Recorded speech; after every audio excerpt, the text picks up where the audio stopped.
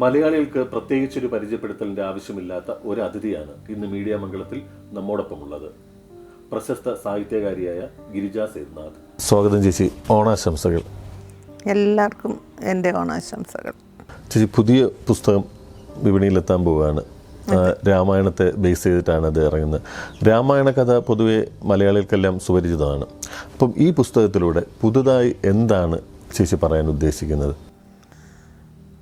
എനിക്ക് ഇതിനെല്ലാം പറയാനേറെ ഉണ്ട്. എങ്കിലും ഞാൻ പറയുകയാണ്, ഈ രാമായണത്തിനൊരു പൊളിച്ചെഴുത്താണ് ഞാനിവിടെ നടത്തിയിരിക്കുന്നത്. അത് കുട്ടിക്കാലത്ത് നിന്ന് നമ്മൾ വളർന്നു വലുതായപ്പോൾ നമ്മുടെ ചിന്തകൾക്കും ചില മാറ്റങ്ങളുണ്ടായി.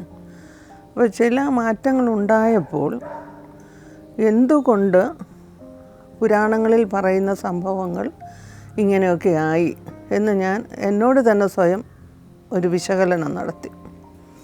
അപ്പോൾ വാൽമീകി രാമായണത്തിൽ നിന്നും തുഞ്ചത്തെഴുത്തച്ഛൻ വ്യാഖ്യാനം നടത്തി വളരെ ലളിതമായ ഭാഷയിൽ മനുഷ്യ മനസ്സുകളിൽ അത് സ്ഥായിയായ രൂപം കൊണ്ടു.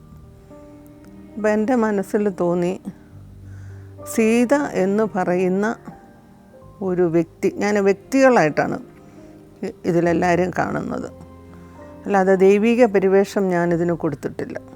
എന്നാൽ ദൈവിക പരിവേഷം മനുഷ്യ മനസ്സുകളിലേക്ക് ആവാഹിച്ചു കൊണ്ടുവന്നിട്ട് മനുഷ്യ മനസ്സുകളിലൂടെയാണ് ഞാൻ ഈ നോവൽ രചിച്ചിട്ടുള്ളത്. അപ്പോൾ സീതയെ ഞാൻ വിശകലനം നടത്തിയപ്പോൾ ശരിക്കും ഒരു ശക്തമായ ഒരു സ്ത്രീയായിട്ടാണ് ഞാനിതിനകത്ത് കാണിച്ചിരിക്കുന്നത്. പക്ഷെ അതൊന്നും പുറമെ കാണിക്കുന്നുമില്ല. അങ്ങനെ നമ്മുടെ ആശയമായ വ്യാഖ്യാനങ്ങൾ നൽകി ഞാനിതിനെ സർവ്വസാധാരണമായ ഒരു പാതയിലേക്ക് കൊണ്ടുവരികയാണ് ചെയ്തത്. അതാണ് സർഗസൃഷ്ടി എന്ന് എനിക്ക് അവകാശപ്പെടാനുള്ളത്. ഏത് രീതിയിലുള്ളൊരു പൊളിച്ചെഴുത്താണ് ഈ നോവലിൽ നടത്തിയിരിക്കുന്നത്? ഇതിനകത്തെ ശ്രീരാമൻ എന്ന് പറയുന്ന കഥാപാത്രം ഒരുപാട് സ്വഭാവ വൈകല്യമുള്ള ഒരു പുരുഷനാണ്. ഈ വൈകല്യം എവിടെ തുടങ്ങുന്നു എന്ന് വെച്ചാൽ മണിയറയിൽ, അവരുടെ ആദ്യ രാത്രിയിൽ മണിയറയിൽ തുടങ്ങിയതാണ്. ശ്രീരാമൻ ഒരിക്കലും സീതാദേവിയെ ഭാര്യയായിട്ട് കാണാൻ പറ്റിയിട്ടില്ല.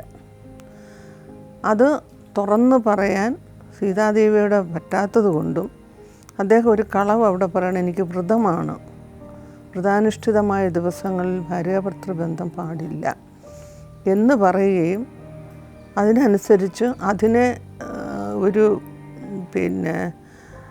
ടൂൾ മീൻസ് ഒരു ഉണ്ടാക്കുന്നത്, കാരണമുണ്ടാക്കി അതിനെ നിർബന്ധിതമായിട്ട് അതിനെ അടി ഉറപ്പിച്ച് വിശ്വസിപ്പിക്കാൻ വേണ്ടിയിട്ട് നേരെ കൈകേയിയുടെ അടുത്താണ് ആ പ്രഥമ രാത്രിയിലെത്തുന്നത്. അപ്പോൾ കൈകേയി എന്താണ് ഈ കുഞ്ഞ് ഉദ്യാനത്തിൽ ഈ ആദ്യ രാത്രിയിൽ ഇങ്ങനെ ഉല്ലസിച്ച് നടക്കുന്നത്, എന്താണ് കാരണം എന്ന് ആലോചിച്ച് വരുമ്പോൾ ഈ ശ്രീരാമൻ നേരെ കൈകേയി അമ്മയുടെ അടുത്തേക്കാണ് വരുന്നത്. വന്നിട്ട് അമ്മയോട് പറയുകയാണ്, അമ്മ, എനിക്കൊരിക്കലും സീതാദേവി എൻ്റെ ഭാര്യയായിട്ട് കാണാൻ പറ്റുന്നില്ല. അയ്യോ അതല്ല മോനെ എന്ന് പറയുമ്പോഴത്തേക്കാണ് ഒരു കാരണം പറയുന്നത്, എനിക്ക് ദേവി വിഗ്രഹമായിട്ടേ കാണാൻ പാടുള്ളൂ, അതുകൊണ്ട് അമ്മ എന്നെ ഇതിൽ നീ ദാമ്പത്യ ജീവിതം രക്ഷപ്പെടുത്തണം. അതിന് സീതയ്ക്ക് പോകാൻ വേണ്ടി ശ്രീരാമൻ തന്നെ ഒരു വഴിയൊരുക്കി പറഞ്ഞു കൈകേയിയെ കൊണ്ട് നിർബന്ധിപ്പിക്കുകയാണ് അവിടുന്ന് പോകാൻ വേണ്ടിയിട്ട്.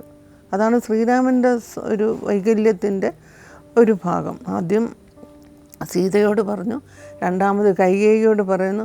ഓരോ വ്യക്തികളിലേക്ക് അപ്പോൾ സ്വന്തം ആഗ്രഹം പകർത്തുകയാണ് ഇവിടെ ഉണ്ടായത്. സീതയ്ക്ക് ഇതൊന്നും അറിയില്ല. ഇപ്പോൾ സീത എങ്ങനെയാണ്, ഏത് രീതിയിലാണ് സീതയെ ചിത്രീകരിച്ചിരിക്കുന്നത്? സീത സർവശക്തി പ്രാപിക്കുന്ന ഒരു സ്ത്രീയാണ്. ഇപ്പോൾ സ്ത്രീ ആദ്യ രാത്രിയിൽ തന്നെ സീതയ്ക്ക് സങ്കടം ഉണ്ടായി, പക്ഷെ ഒരിക്കലും പുറത്ത് കാണിക്കുന്നില്ല. ഇതൊരു ഹേതു ഉണ്ടാക്കി പറയുന്നതാണെന്നൊരു പക്ഷേ മനസ്സിലുണ്ടായിരുന്നിരിക്കുക. എന്താണ് ഇതിന് കാരണം എന്ന് ചോദിച്ചപ്പോൾ വ്രതം എന്ന് പറയുന്നതുകൊണ്ട് പിന്നെ അടുത്ത ചോദ്യം ഉണ്ടായില്ല. രണ്ടാമത് വനത്തിലേക്ക് 14 വർഷം കടത്തി വിടണം എന്ന് ദശരഥ മഹാരാജാവിനോട് പറയാൻ നിർബന്ധിക്കുന്നത് ശ്രീരാമനാണ് എൻ്റെ കഥയിൽ. പുരാണത്തിലും വാൽമീകി രാമായണത്തിലും എഴുത്തച്ഛൻ്റെ രാമായണത്തിലും പറയുന്നത് കൈകേയി ഒരു രണ്ടാനമ്മയുടെ സകലവിധ ദുഷ്ടമനസ്സോടുകൂടി ദശരഥ മഹാരാജാവിനോട് പറയുകയാണ്, എൻ്റെ മകനെ വാഴിക്കണം, അതിന് പകരം 3 വരം ചോദിച്ചാൽ 1 വരം അയക്കാം, ഭരതനെ വായിക്കണം. പക്ഷെ എൻ്റെ കഥാപാത്രത്തിൽ കൈകേയി വളരെ ശുദ്ധയായ സംശുദ്ധയായ ഒരു അമ്മയാണ്. സ്വന്തം അമ്മയെക്കാട്ടിൽ കൂടുതൽ ഭരതനെക്കാട്ടിൽ സ്നേഹിക്കുന്നത് ശ്രീരാമനെയാണ്. അത് പറയുന്നുണ്ട്. അങ്ങനെ നീ എൻ്റെ അമ്മ, ഞാൻ ഭരതനെക്കാട്ടിൽ കൂടുതൽ സ്നേഹിച്ചത് കുഞ്ഞിനെ ഇതാണ്, ശ്രീരാമചന്ദ്രനെയാണ്. അപ്പോൾ പറയണം, അതുകൊണ്ട് തന്നെ ഞാൻ പറയുന്നത് അമ്മ കേൾക്കാൻ ബാധ്യസ്ഥയാണ് എന്നാണ് പറയുന്നത്. അപ്പോൾ എന്താണ് ബാധ്യസ്ഥത? അച്ഛനോട് ആ 3 വരെ ഇപ്പോൾ ചോദിക്കണം, ഇല്ലെങ്കിൽ ഞാൻ കാണില്ല. അപ്പോൾ അത്രയും സ്നേഹവതിയായ ഒരമ്മയ്ക്ക് നിർബന്ധമായിട്ടത് പറഞ്ഞേ പാടുള്ളൂ എന്നൊരു അവസ്ഥയിൽ വരുന്നതാണ് തറയിൽ കിടന്ന് കരയുന്നതൊക്കെ. അങ്ങനെ പോകുന്ന സമയത്താണ് സീത കൂടെ വരാനായിട്ട് കൂടെ പോകുന്നു. അപ്പോഴും സീതയോട് പറയാണ്, സീതയ്ക്ക് വേണമെങ്കിൽ ജനകരാജ്യത്തേക്ക് തിരിച്ചു പോകാം, ഇല്ലെങ്കിൽ ഇവിടെ ഈ 3 അമ്മമാരുടെയും വയസ്സായ അമ്മമാരുടെയും ശുശ്രൂഷകൾ കൊടുത്ത് ഇവിടെ കഴിയാം. അപ്പോൾ വനത്തിലും കൊണ്ടുപോകാൻ ഇഷ്ടമില്ല, കുടുംബജീവിതത്തിനും ഇഷ്ടമല്ല, വനത്തിൽ കൊണ്ടുപോകാനും ഇഷ്ടമില്ല. രണ്ടും കൽപ്പിച്ച് ശക്തി പ്രാപിച്ച് സീത പറഞ്ഞു ഞാനും വരും എന്ന് പറഞ്ഞ് കൂടെ പോവുകയാണ്. സ്വാഭാവികമായിട്ടും ഇങ്ങനെയൊക്കെ ഒരു പെരുമാറ്റം ഉണ്ടാകുമ്പോൾ സീതയുടെ കഥാപാത്രം കടന്നു പോകുന്ന മാനസിക തലങ്ങളുണ്ടല്ലോ. അപ്പം അതെങ്ങനെയാണ് ചേച്ചി ഇതിൽ വ്യാഖ്യാനിച്ചിരിക്കുന്നത്? സീത ശക്തിയായിട്ട് കൂടെ പോകണം, എന്തും വന്നാൽ ഞാനുണ്ടാവും. ഞാൻ എൻ്റെ ഭർത്താവിനോടൊപ്പം തന്നെ സന്തോഷത്തിലും സന്താപത്തിലും കഴിയുന്നുള്ള ഉഗ്രപ്രതിജ്ഞ എടുത്തുകൊണ്ടാണ് പോകുന്നിട്ടും അവിടെ നിൽക്കുമ്പോഴും ഈ അവഗണന എല്ലാം തീർത്തും ഉൾക്കൊണ്ടുകൊണ്ട് അദ്ദേഹത്തിൻ്റെ പാദസേവ ചെയ്തു അദ്ദേഹത്തിന് ശുശ്രൂഷിച്ചും കഴിയുന്ന ഒരു വ്യക്തിയാണ്. വേണമെങ്കിൽ കളഞ്ഞിട്ട് പോകാം, വഴക്കുണ്ടാകും, ഒന്നുമില്ല, ശക്തി പ്രാപിച്ച് അങ്ങനെ പോകുന്ന ഒരു കഥാപാത്രമാണ് അതിനകത്ത്. പിന്നീടുണ്ടാവുന്നത് ഈ അവഗണന അറിഞ്ഞുകൊണ്ട് കൂടെ താമസിക്കുമ്പം തന്നെയാണ് ശൂർപ്പണഖ എന്ന് പറഞ്ഞ അതീവ സുന്ദരിയായ മൂക്ക് നീണ്ടവൾ ശൂർപ്പണഖ അവിടെ വരുന്നത്. അത് ഞാൻ പിന്നെ പറയാം അതിനെ പറ്റിയിട്ട്. എന്തുകൊണ്ടാണ് ഇങ്ങനൊരു ചിന്ത? ആ ഒരു ചിന്ത വായനക്കാർക്ക് വിട്ടുകൊടുക്കാനേ എനിക്ക് സാധിക്കുകയുള്ളൂ. പക്ഷെ എന്നിലുണ്ടായ ചിന്ത, ചാഞ്ഞു കിടക്കുന്നൊരു വൃക്ഷത്തിനെ നോക്കിയിട്ട് പലരും ചോദിക്കും, ഈ സമനിരപ്പുള്ള ഈ ഭൂമിയിൽ ഈ വൃക്ഷം എന്തിനാണ് ഇങ്ങനെ ചെരിഞ്ഞു പോകുന്നത്? പക്ഷെ ഞാനതിൽ കണ്ടെത്തുന്നത് ആ വൃക്ഷത്തിന് വളർച്ച ഉണ്ടാവണമെങ്കിൽ സൂര്യപ്രകാശം ആവശ്യമാണ്. സമനിരപ്പായൊരു ഭൂമി മാത്രം പോരാ, അതിന് വായു വേണം, വളരാൻ ഇന്ധനം വേണം. ഇതെല്ലാമാണ് ഞാൻ എൻ്റെ കാഴ്ചപ്പാടിൽ കാണുന്നത്. അപ്പോൾ എൻ്റെ കാഴ്ചപ്പാട് കുറച്ച് വ്യത്യസ്തമാണ്. അങ്ങനെയാണ് ഞാൻ ഈ ചിന്തയിലേക്ക് വന്നത്. എന്തുകൊണ്ടാണ് സീതാദേവി ശ്രീരാമൻ അവഗണിച്ച നടക്കുമ്പോഴും ഈ ഇഷ്ടം പ്രണയം കൊണ്ട് കൂടെ നടന്ന എന്ന് ചിന്തിക്കും. ആ ഒരു ചിന്ത സീതയ്ക്കില്ലാതില്ല ഇതിനകത്ത്, തീർച്ചയായിട്ടും ഉണ്ട്. ഈ നോവലിൽ രാമനെയും സീതയും പുതിയ രീതിയിൽ വ്യാഖ്യാനിച്ചതിനെ കുറിച്ച് ചേച്ചി പറഞ്ഞു കഴിഞ്ഞു. മറ്റേതൊക്കെ കഥാപാത്രങ്ങളാണ് ഇത്തരത്തിൽ അവതരിപ്പിച്ചിട്ടുള്ളത്? രാവണനെ പറ്റി, മണ്ഡോദരിയെ പറ്റി, ശൂർപ്പണഖയെ പറ്റി, ഇന്ദ്രജിത്തിനെ പറ്റി എല്ലാവർക്കും അവരവരുടേതായിട്ടുള്ള ഒരു ഭാവമാറ്റം ഞാനിതിൽ വരുത്തിയിട്ടുണ്ട്. ഉത്തരപുരാണത്തിലാണ് രാവണൻ്റെ പുത്രിയാണ് സീത എന്നും ഒരു വേർഷനുണ്ട്. അതുപോലെ വയലാറിൻ്റെ രാവണപുത്രിയിലും ഒരു വേർഷനുണ്ട്. അപ്പോൾ ഇത് രണ്ടും ഞാൻ ഒരുമിച്ച് എടുത്തുകൊണ്ട് എൻ്റെ ചിന്തയിലൂടെ എൻ്റെ മനസ്സിന് നിരക്കുന്ന ഒരു സ്നേഹത്തിൻ്റെ ഭാഷയിൽ ആണ് ഞാനിത് എഴുതിയത്. കാരണം ഒരച്ഛന് എപ്പോഴും പുത്രീ വാത്സല്യം കൂടുതലാണ്. ഇതിനകത്ത് ഇന്ദ്രജിത്തും അക്ഷയും എന്ന് പറയുന്നത് അദ്ദേഹത്തിൻ്റെ 2 ആൺമക്കൾ ആയിരിക്കുന്ന സമയത്ത് സീത എന്ന ഒരു മകൾ ഉണ്ടായിരുന്നു എന്നുള്ളത് എപ്പോഴും അദ്ദേഹം ബോധവാനാണ്. അദ്ദേഹത്തിന് മാത്രമേ അറിയാവുള്ളൂ ഈ സീത ഇപ്പോഴും ജീവിച്ചിരിക്കുന്നു എന്നുള്ളത്. മണ്ഡോദരിയുടെ പ്രസവ സമയത്ത് ഈ കുഞ്ഞ് സീത എന്ന വ്യക്തി ഭൂജാതയായപ്പോൾ ചെറിയച്ഛൻ്റെ ജാതകം എഴുതുന്ന കൂട്ടത്തിൽ ഈ സീത എവിടെ നിൽക്കുന്നു, അത് എവിടെ നിൽക്കുന്നു എന്നല്ല, ലങ്കയിൽ നിന്നാൽ ഈ ലങ്ക നശിക്കും എന്നാണ് ജാതകവശാൽ കണ്ടെത്തുന്ന ഒരു ഹേതു. അങ്ങനെയാണ് സീതാദേവിയെ വധിക്കാനായിട്ട് കൊടുത്തയക്കുകയാണ്. അപ്പം മറ്റൊരു വ്യക്തി അത് എടുക്കുന്ന സമയത്ത് രാവണൻ തന്നെ പറയുകയാണ്, ഞാൻ കൊണ്ടുപോകാം, ഞാൻ വധിച്ചു കൊള്ളാം. അപ്പോഴദ്ദേഹം മനസ്സിൽ കണ്ടു, വേറെ ആരുടെ കയ്യിലെങ്കിലും കൊടുത്തു വിട്ടാൽ എനിക്ക് ആദ്യമായിട്ടുണ്ടായ കുഞ്ഞിനെ വധിച്ചു കളയും. പക്ഷെ അതിന് ഞാൻ അനുവദിക്കില്ല. അതുകൊണ്ട് മുൻകൈ എടുത്ത് അദ്ദേഹം തന്നെ കുഞ്ഞിനെ കൊണ്ടുപോയിട്ട് ജനകരാജ്യത്ത് പേടകത്തിലാക്കി വെച്ചിട്ട് പോവുകയാണ്. അദ്ദേഹം മറഞ്ഞു നിൽക്കുകയാണ്, ഈ കുഞ്ഞു കരയുന്നുണ്ടോ ഇല്ലയോ, ഇതാരെങ്കിലും സംരക്ഷിക്കുന്നുണ്ടോ എന്ന്. അങ്ങനെ ഈ കുഞ്ഞിനെ രാജാവ് വളർത്തുന്ന ഘട്ടമാണ്. അങ്ങനെ അന്ന് തൊട്ട് ഈ കുഞ്ഞിൻ്റെ വളർച്ചയുടെ ഓരോ ഘട്ടവും ഈ അച്ഛനെന്നുള്ള ഉത്തരവാദിത്വ ബോധത്തിൽ നിന്ന് രാവണൻ ഒരിക്കലും മാറാൻ ശ്രമിച്ചിട്ടില്ല. അദ്ദേഹം ചാരന്മാരെ വിട്ട് ഈ കുഞ്ഞിൻ്റെ ഓരോരോ വിശേഷങ്ങളും അറിഞ്ഞുകൊണ്ടേയിരുന്നു. ആ സമയത്താണ് ശ്രീരാമചന്ദ്രൻ പാണിഗ്രഹം നടത്തുന്നത്. നടത്തിയ സമയത്ത് അദ്ദേഹം ഏറ്റവും കൂടുതൽ സന്തോഷിച്ച ഒരു മനുഷ്യനാണ്. എൻ്റെ മകൾ എത്തേണ്ടടുത്ത് തന്നെ എത്തി. ദശരഥ മഹാരാജാവിൻ്റെ മകനാണ് വരനായിട്ടിരിക്കുന്നത്. ആ ഒരു സന്തോഷം തീരുന്നതിന് മുമ്പേ വനവാസത്തിനെത്തിയപ്പോഴും അദ്ദേഹം ചാരന്മാരെ വിട്ട് അന്വേഷിക്കുന്ന സമയത്താണ് ഇവർ തമ്മിലൊരു ശാരീരിക ബന്ധം ഇതുവരെ നടന്നിട്ടില്ല എന്നുള്ളത് അറിയുന്നത്.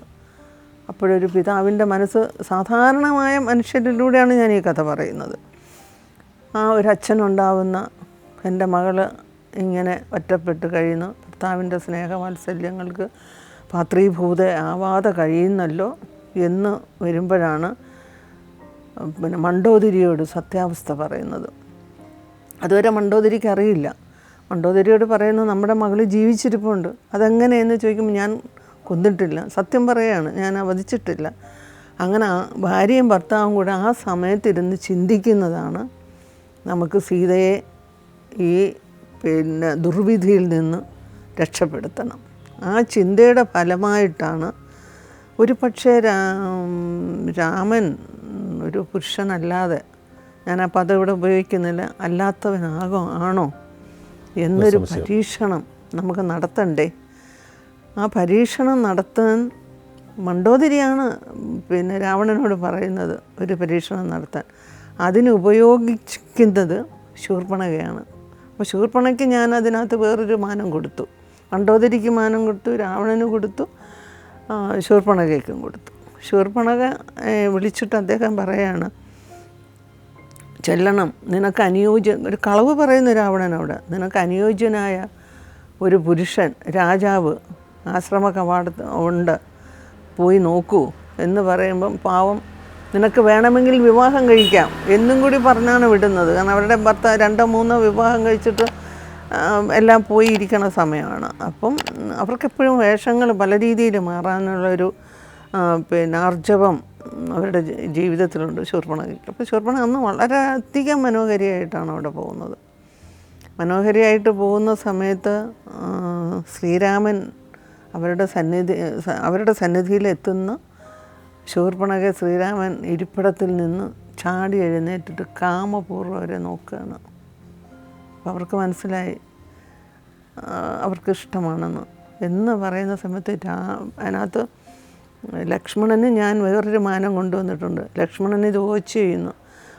നോക്കുമ്പോഴത്തേക്ക് എൻ്റെ ജ്യേഷ്ഠൻ ഇതുവരെ എൻ്റെ ജ്യേഷ്ഠത്തിയോട് യാതൊരുവിധ പ്രലോഭനങ്ങൾക്കും വഴങ്ങിയിട്ടുമില്ല, യാതൊരുവിധ അടുപ്പവുമില്ലാതെ നടക്കുന്ന ഈ ജ്യേഷ്ഠൻ എങ്ങനെ ഈ സ്ത്രീയോട് ഇങ്ങനെ ഒരു മാനസിക വ്യതിചലനം വന്നു എന്ന് വയ്ക്കുന്ന ദേഷ്യത്തിലാണ് മൂക്കും മാറും മുറിച്ച് വിടുന്നത്. പിന്നെ അവർ ലങ്കയിൽ കൊട്ടാരത്തിൽ ചെന്നിട്ട് ഇവിടെ നടന്ന വിശേഷങ്ങൾ പറയുമ്പം അടുത്ത ഏതോ ഒരു സ്ത്രീയുണ്ട്, അവരെ പേടിച്ചിട്ടാണ് എൻ്റെ അടുത്തേക്ക് വരാത്തത് എന്നും കൂടി വിവരിക്കുമ്പോൾ രാവണന് പൂർണ്ണ ബോധ്യമാവുകയാണ് എൻ്റെ മകളുടെ ഭർത്താവ് ശരിയായ ഒരു പുരുഷൻ തന്നെയാണ്, അതിന് യാതൊരു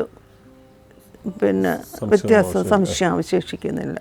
പക്ഷേ എന്തുകൊണ്ട് എന്നിട്ട് എൻ്റെ മകളോട് ഈ അകൽച്ച കാണിക്കണം? ഒരു ഭർത്താവിൻ്റെ ധർമ്മവും കടമയും കടപ്പാടും കാണിക്കുന്നില്ല എന്നൊരു ചോദ്യം അവിടെ രണ്ടു പേർക്കും തമ്മിലുണ്ടാകുമ്പോഴാണ് വിരഹദുഃഖം ഒരു പക്ഷേ ഇവരെ വീണ്ടും ഒരു പ്രണയത്തിലേക്ക് കൊണ്ടുവന്നേക്കാം.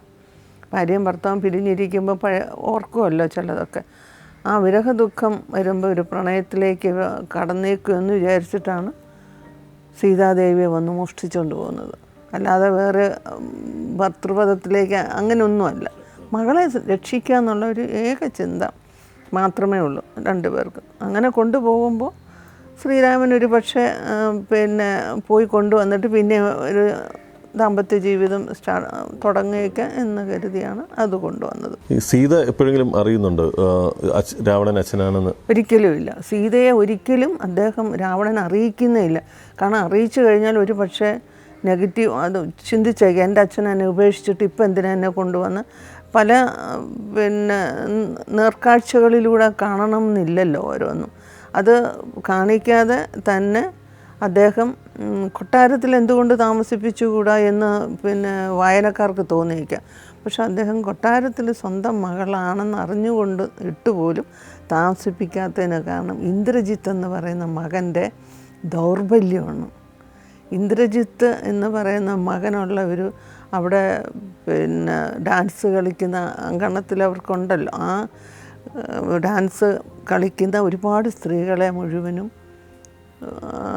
ആ ദൗർബല്യത്തിന് അടിമകളാക്കി പരാതികളുമായിട്ട് സ്വന്തം പിതാവിൻ്റെ അടുത്ത് ചെന്നതും അങ്ങനെ എൻ്റെ മകളോട് ഒരു പക്ഷേ പെരുമാറിയാലോ എന്നുള്ളൊരു ഭയം കൊണ്ടാണ് അകലെ താമസിപ്പിക്കുന്നത്. അപ്പോഴും മകളുടെ സ്നേഹമാണ്, മകളോടുള്ള ഒരു ഇഷ്ടമാണ് മകനും മകളും തമ്മിൽ അറിയിക്കാതെ കൊണ്ട് നടക്കുന്ന ഒരു ഭാഗമുണ്ട് ഇന്ദ്രജിത്തിൻ്റെ. അത് ഇന്ദ്രജിത്തിന് ഞാനൊരു വേറൊരു ഇത് കൊടുത്തു. പൊതുവേ ഈ മര്യാദ പുരുഷോത്തമൻ എന്നൊക്കെ വിശേഷിപ്പിക്കപ്പെടുന്ന ഒരു കഥാപാത്രമാണ് രാമൻ. അപ്പോൾ ആ രാമനെ ഈ രീതിയിൽ വ്യാഖ്യാനിക്കുമ്പോൾ വായനക്കാർ അതെങ്ങനെ സ്വീകരിക്കും എന്നൊരു ആശങ്കയുണ്ട്. ശ്രീരാമനെ ഒരു പരമപുരുഷനായിട്ട് കാണുമ്പോൾ ഞാൻ അദ്ദേഹത്തെ ഒരു മനുഷ്യനായിട്ട് കണ്ട് മനസ്സിലൂടെ സന്നിവേശിപ്പിച്ചിട്ട് ഒരു പ്രത്യേക ഭാവമാറ്റം ആണ് ഞാൻ കൊടുത്തിരിക്കുന്നത്. ഒരു ഉദാഹരണത്തിന് നമ്മൾ ഇരുമ്പ് ഉരുക്കുന്ന ആലയിൽ ചെല്ലുമ്പോൾ നമ്മളൊരു ഇരുമ്പ് ദണ്ട് ആലയിൽ വെച്ചിട്ട് അതിനെ ഒരു മോൾഡാക്കും. മോൾഡിലൂടെ അതിനെ ഒഴിക്കുമ്പോഴാണ് മനോഹരമായ ശില്പങ്ങളുണ്ടാവുന്നു. ആ ശില്പം ഉണ്ടാക്കുന്നത് പോലെ തന്നെ കത്തികളുണ്ടാക്കുന്നു, പിച്ചാത്തികളുണ്ടാക്കുന്നു. അങ്ങനെ പല ഇതിൽ മോൾഡ് ചെയ്യുമ്പോൾ ഉണ്ടാകുന്ന രൂപമാറ്റം അത് ഞാനിവിടെ ചെയ്തു എന്ന് മാത്രം. അദ്ദേഹത്തിൻ്റെ ഒരു പരിവേഷത്തിന് ഒരു മാറ്റം വരുത്തി മനുഷ്യ ദൈവിക പരിവേഷത്തിൽ നിന്ന് മാറ്റി മനസ്സിലൂടെ സന്നിവേശിക്കുമ്പം എനിക്ക് കിട്ടിയ ആ ഒരു ഉത്തരമാണ് ഞാനിതിനകത്ത് എഴുതിയിരിക്കുന്നത്. അത് ആസ്വദിക്കുന്നവർക്ക് ആസ്വദിക്കാം, നിരാകരിക്കുന്നവർക്ക് നിരാകരിക്കാം. ഇതെല്ലാം എൻ്റെ ചിന്തകളാണ്, ഞാൻ ആരെയും അടിച്ചേൽപ്പിക്കാനല്ല. അതുകൊണ്ട് മാത്രം ആ ഒരു ചിന്ത എന്നിലൂടെ ഗർഭം ധരിച്ച് ഞാൻ എത്രയോ നാളിത് കൊണ്ടു നടന്ന് മനുഷ്യ മനസ്സിലേക്ക് ഇതെങ്ങനെ ആകണ്ട എന്ന് ചിന്തിച്ചിട്ട് രണ്ടും കൽപ്പിച്ച് എഴുതിയെന്ന് മാത്രം. ഇന്ന് കൂടുതലും ഈ വിവാദങ്ങളൊക്കെ ഉണ്ടാകുന്നൊരു കാലമാണ്. മുമ്പ് നിർമ്മാല്യം പോലൊരു സിനിമ ഇറങ്ങിയ അന്നത്തെ ഒരു അവസ്ഥയൊന്നും അല്ല ഇന്നുള്ളത്. പൊതുവേ മതചിന്ത അല്ലെങ്കിൽ അത്തരമൊരു ചിന്ത ആൾക്കാരിൽ കൂടി വരികയും ഒക്കെ ചെയ്യുന്നൊരു കാലമാണ്. അപ്പോൾ സ്വാഭാവികമായിട്ടും ഇത്തരം ഒരു ആശയം നമ്മൾ പുറത്തു കൊണ്ടുവരും. ഇത് പുസ്തകമായി ഇറങ്ങുമ്പോൾ ഇതിനെതിരെ പ്രതിഷേധങ്ങളോ അങ്ങനെ അത്തരം പ്രശ്നങ്ങൾ ഉണ്ടാകാനൊക്കെ ഉള്ളൊരു സാധ്യത ആരെങ്കിലും പറഞ്ഞിരുന്നു, അല്ലെങ്കിൽ ചേച്ചി ചിന്തിച്ചിരുന്നു അങ്ങനെയൊക്കെ? ഞാൻ പറഞ്ഞു കേട്ടില്ല, കാരണം ഇത് അധികം പേർക്കും അറിയില്ലല്ലോ ഞാനിങ്ങനെ എഴുതുന്നു എന്നുള്ളത്. എഴുതിയതിന് ശേഷം ഇതിന് വായനക്കാരുടെ മുന്നിലേക്ക് എത്തുമ്പോഴാണ് ഇതിൻ്റെ റിസൾട്ട് അറിയാൻ പോണത്. പക്ഷേ ഞാനിതിൽ സത്യസന്ധമായിട്ട് ഞാനൊരു മനഃശാസ്ത്രപരമായിട്ടുള്ള ഒരു നീക്കമാണ് നീക്കിയിരിക്കുന്നത്. ഇപ്പോൾ രാവണൻ്റെ മനസ്സായാലും ഒരു പുത്രിയോടുള്ള വാത്സല്യവും പിന്നെ ഉത്തരവാദിത്വ ബോധവും കടമയും കടപ്പാടും എങ്ങനെ ആവണം എന്ന് ചിന്തിക്കേണ്ടി വരുന്ന ഒരു സമയം അദ്ദേഹത്തിന് ഉണ്ടാവുന്നു. കുട്ടിക്കാലത്തെ അത് കൊണ്ടുവന്നെങ്കിലും ഭാര്യഭർത്തൃ ജീവിതം നയിക്കുന്ന ഒരു ജീവിതമാണ് ഏറ്റവും നമുക്ക് സാധാരണ കുടുംബത്തിലായാലും നമ്മളൊന്ന് ഇറങ്ങി ചിന്തിക്കുമ്പോൾ അറിയാം. ഒരു മകളെ വിവാഹം കഴിച്ചു കൊടുക്കുമ്പോൾ അവർ തമ്മിൽ എങ്ങനെ ഒത്തൊരുമിച്ച് ജീവിക്കണം, അതിൽ സന്തോഷം കണ്ടെത്തുന്ന പിതാവും മാതാവുമാണ് നമ്മുടെ സമൂഹത്തിലുള്ളത്. അതിൽ നിന്ന് ഒട്ടും വ്യത്യസ്തനല്ല രാവണൻ ഇതിനകത്ത്. രാവണന് വളരെ പിന്നെ സങ്കുചിത മനസ്സുള്ള ഒരു രാജാവായിട്ടും അല്ല ഞാൻ കണ്ടിരിക്കുന്നത്. സ്നേഹസമ്പന്നനാണ് അദ്ദേഹം. അതാണ് അത് വായനക്കാർക്ക് മനസ്സിലായാൽ നന്നു. അല്ല പിന്നെ ആരെ നന്നാക്കാനോ പുകഴ്ത്താനോ ഇകഴ്ത്താനോ ഒന്നുമല്ല ഞാനിത് എഴുതി. എൻ്റെ മനസ്സിൻ്റെ ശാസ്ത്രപരമായിട്ട് നോക്കി അങ്ങനെ എഴുതിയതാണിത്. അക്ഷയമിഥില എന്ന് പറയുന്ന ഈ പുസ്തകം പുറത്തിറങ്ങിയിരിക്കുന്നത് ഗ്രീൻ ബുക്സ് ആണ്. കൂടുതൽ ചോദ്യങ്ങൾ നോവലിൻ്റെ ഉള്ളടക്കത്തിലേക്ക് കടന്നു ചെന്ന് വായനക്കാരുടെ രസചരട് പൊട്ടിക്കുക എന്നുള്ളത് കൊണ്ടാണ് ഞാൻ അതിലേക്ക് കടക്കാത്തത്. വായനക്കാർ ഇരുകൈയും നീട്ടി ഈ നോവലിനെ സ്വീകരിക്കട്ടെ എന്ന് ആശംസിക്കുന്നു ചേച്ചി. സന്തോഷം.